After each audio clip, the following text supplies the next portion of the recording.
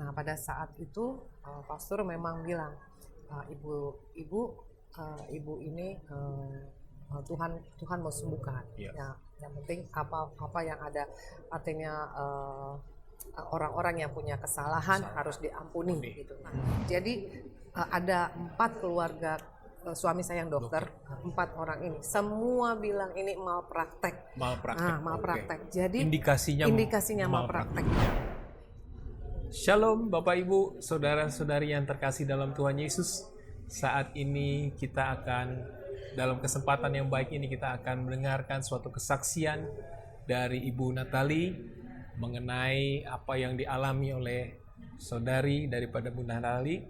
Mari saudara-saudari, Bapak Ibu, kita akan menyaksikan kesaksian ini dan Tuhan Yesus memberkati. Shalom Ibu Shalom, Natali. Pak Mo. Shalom. Ibu boleh ceritakan apa yang dialami oleh adik daripada Ibu Natali? Silakan. Terima kasih Pak Mo. Shalom semua. Ya, saya sedikit bersaksi tentang keadaan adik saya waktu operasi miom di suatu rumah sakit yang memang adik saya memang sudah lama mau operasi itu. Nah, memang sudah sebelum operasi itu kan memang harus ketemu dokter beberapa kali ya. Nah, masuklah di rumah sakit itu, dioperasi.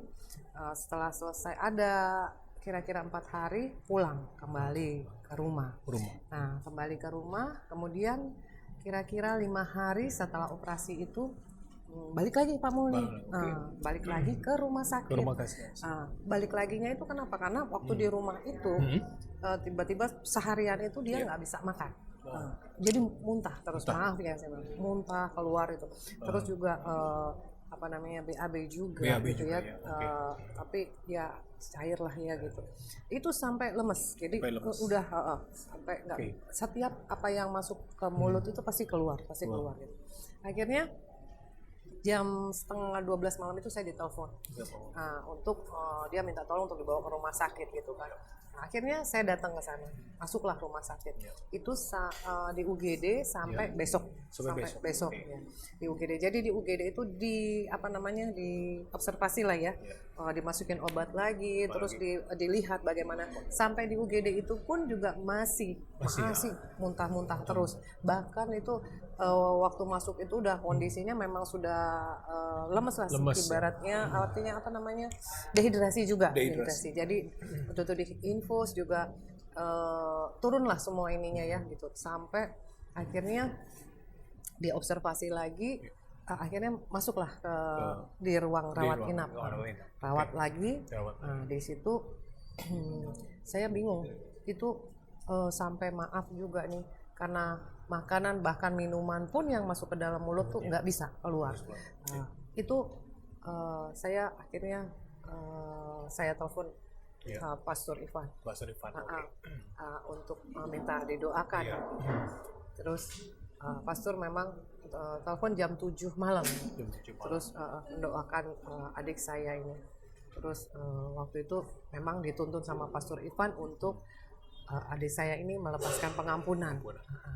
Nah, pada saat itu pastor memang bilang, ibu ini Tuhan mau sembuhkan. Ya, yang penting apa yang ada, artinya orang-orang yang punya kesalahan harus diampuni gitu ya. Dituntun sama pastor. Puji Tuhan adik saya pada hari itu, pada saat itu ya mau membuka hatinya karena Roh Kudus Pak Mul itu. Jadi dia mengikuti semua. Bahkan yang tadinya saya juga nggak sangka, dia itu ngomong keluar semua. Siapa yang artinya dia di dalam hatinya dia tuh ya, yang ada dia punya kesalahan sama siapa dan ataupun orang yang menyakiti dia gitu ya, dia ampuni. Jadi pastor waktu itu bilang saat ini Tuhan sedang bekerja gitu ya. Saya ada di situ memang. Saya dengar sendiri. Jadi hati saya sukacita juga ketika dengar begitu ya. Terus udah malam itu memang untuk besoknya itu mau di CT scan Pak Mo. CT scan. Di CT scan. Jadi malam itu karena muntah-muntah terusnya ada apa ya gitu. Iya. Jadi ada perintah untuk di CT scan. Besok pagi jam 5 dia dipersiapkan, jam 6 mau masuk di CT scan lah. Jadi jam 2 itu dikasih cairan untuk yang kontrasnya ya. Kontrasnya. Nah, terus saya jam 1:30 itu memang dikasih minum. Nah, tapi saat dikasih minum itu nggak tahu kenapa ya, hati saya juga waktu itu kok lagi apa ya, saya bilang pokoknya saya berdoa terus lah. Hati saya juga agak, karena saya lihat adik saya gelisah dan saya tuh menyemangati dia itu Pak Mo. Ya, saya nggak tidur itu. Jam 5 pagi dipersiapkan, 5:30 kami bawalah ke ruang CT scan. Nah, di ruang CT scan itu agak lama tuh Pak Mo. Biasanya ini cepet ya, ini kok lama sekali jadi mulai jam 6 baru selesai jam 8. Kira-kira 2 jam lah. 2 jam. Saya bingung juga ini kok lama sekali.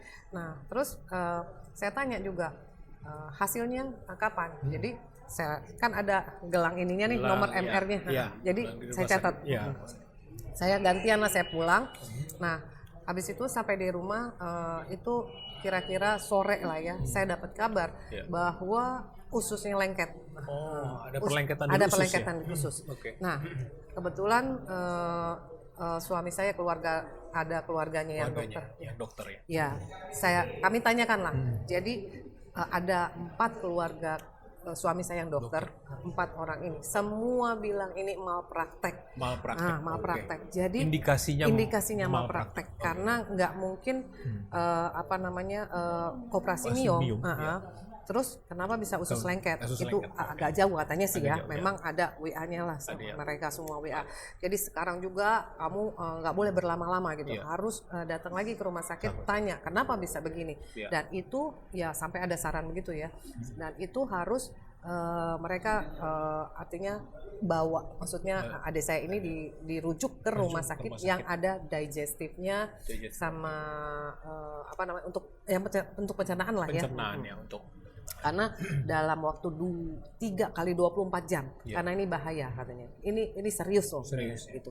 Saya bingung waktu itu Pak, jujur. Jadi waktu itu saya udah campur lah ya.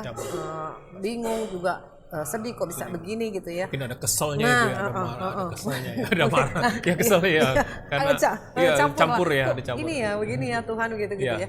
Nah, pada malam itu juga kita doa lagi malam. Karena memang sudah dikasih saran untuk datang tanya gitu kan, keluarga harus tanya. Akhirnya kami duduk doa lagi. Begitu duduk doa malam gitu, kok saya bisa tenang gitu ya. Nah, kok iya ya. Puji Tuhan. Jadi rasa saya di hati saya juga di pikiran saya, kok tenang aja, diem aja gitu. Juga nggak bisa mikir, nggak apa, pokoknya tenang aja. Suami saya juga memang bilang besok pagi aja kita ke sana gitu ya. Pagi-pagi gitu kan. Ya udahlah, saya terima pagi gitu. Jadi pagi-pagi jam 5:30 saya sudah bangun, jam 6 saya sudah berangkat ke sana. Saya lihat puji Tuhan luar biasa. Saya lihat kok adik saya sudah berubah kamu. Luar biasa. Betul. Dia sudah bisa memang sih kalau minum cuma baru 4 sendok ya. Baru 4 sendok pelan-pelan gitu ya. Tapi mukanya tuh sudah berubah gitu. Terus udah nggak keluar muntah lagi, nggak ada muntah lagi dan sudah pelatus juga, terus juga sudah ada BAB juga ya. Tapi sudah enakan dia bilang itu, terus mukanya udah nggak pucat gitu, Pak Mo. Wah luar biasa betul-betul. Jadi saya ingat waktu itu Pastor memang bilang begini, malam ini Tuhan kerjakan buat ibu, katanya kan, sedang dikerjakan sama Tuhan. Nah. Iya, saya jadi Pastor, Tuhan luar biasa betul-betul. Jadi kalau dokter bilang adik saya itu harus dioperasi Pak Mo, untuk dibuka lagi. Harus dioperasi. Operasi ulang. Dibuka lagi nih jahitan operasinya untuk diurai lagi ususnya yang terjadi pelengketan itu ya. Terjadi pelengketan itu. Karena kalau terjadi pelengketan kan kita nggak bisa makan, nggak bisa minum gitu kan. Nah, jadi harus diurai lagi dengan cara dibuka gitu. Tapi puji Tuhan tidak melalui operasi. Puji Tuhan luar biasa. Karya Tuhan luar biasa Pak Mo. Saya juga melihat di situ ya. Bahkan dokternya sendiri juga bilang, jadi ini cuma mukjizat yang dia lihat. Mukjizat terjadi ya. Karena itu kebanyakan memang itu semua harus dioperasi. Jadi Kalau dia sampai dokternya tuh sampai bingung, Pak, Iya. sampai bingung.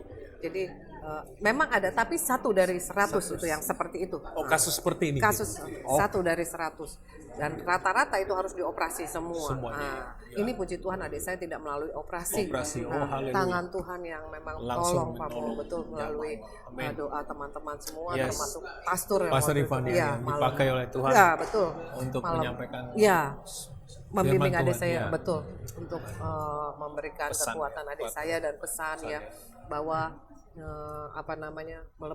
menuntun adik saya juga melepaskan pengampunan, betul. Amin. Haleluya. Jadi puji Tuhan lah, Puji Tuhan. saya melihat karya Tuhan yang luar biasa lah di dalam. Puji Tuhan. Nah, Haleluya. begitu juga adik saya setelah Ya. melihat pertolongan Pertolongan Tuhan. Tuhan. Dia Yes. merasakan juga itu pertolongan Tuhan. Tuhan, Pak Mo.